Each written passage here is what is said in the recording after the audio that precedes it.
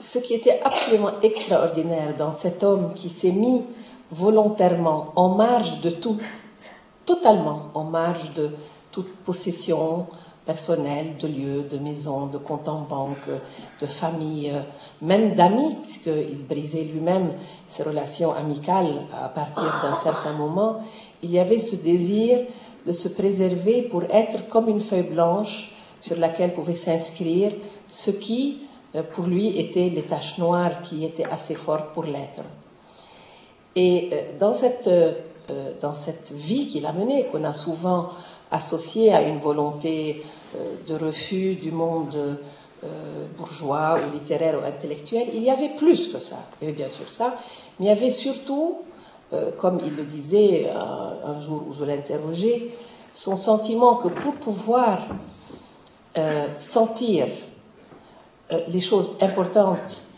dans sa propre vie, dans l'univers, dans le monde dans lequel il vivait, et il vivait beaucoup dans le monde, même s'il était spectateur de ce monde,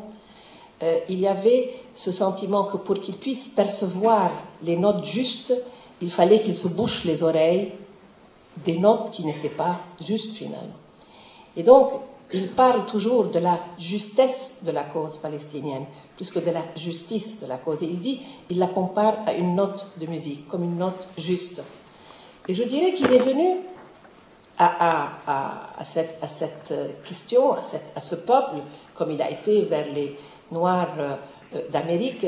avec cette idée que sur le plan pas du subjectif, puisqu'il avait beaucoup vécu sur le plan du subjectif dans tous ses premiers écrits en prison, dans cette relation de notes justes qui, sur le plan de la planète, lui semblait mériter une relation émotive, affective et fondamentalement littéraire. Et je crois que toujours, quelque part, dans ces élans vers, que ce soit le Japon, parce qu'il a aussi été au Japon, que ce soit vers les Panthères Noires, l'Amérique, ou les Palestiniens, ou les travailleurs immigrés, il y avait toujours un arrière-fond de pensée littéraire, même s'il s'est toujours défendu de le vouloir, en disant « je n'écris plus » et qu'il répondait à tout le monde « je n'écris plus », je crois que fondamentalement, il y avait ce besoin de revenir à l'écriture, et qui est d'ailleurs personnifié par ce texte magnifique qu'est Un captif amoureux, et qui a, effectivement, comme l'a dit Dominique, suivi Quatre heures à Shatila. Un captif amoureux est le plus beau texte je dirais, de confidence d'un auteur qui n'a pas été très connu pour faire des confidences ni aux journalistes, ni aux critiques littéraires, ni aux éditeurs, ni même à ses amis, et qui, face à la mort, après un choc terrible qui est celui de la découverte de ce camp à Beyrouth, après ce massacre, puisque en 82, lorsque nous partons à Beyrouth, nous sommes, lui et moi, persuadés que la guerre est terminée, et que, comme il dit, le hasard, la chance, moi je dirais le destin l'amène à Beyrouth dans un moment où très peu de gens ont la possibilité réellement d'être témoins dans ce camp. Ça crée un tel choc qu'il y a quelque chose qui se passe,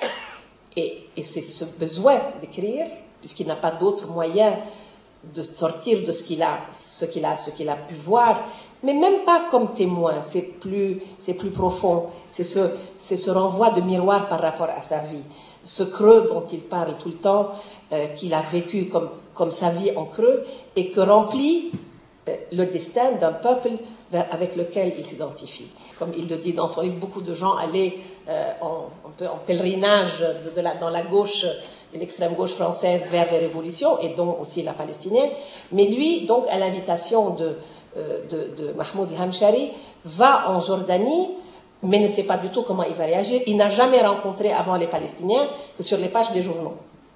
Et il se passe, je crois, quelque chose sur le plan émotif, et ça, encore une fois, on ne dit jamais combien c'est fort, c'est jeûner, sur le plan émotif. Il a besoin de cette aussi force émotive qui n'est pas automatique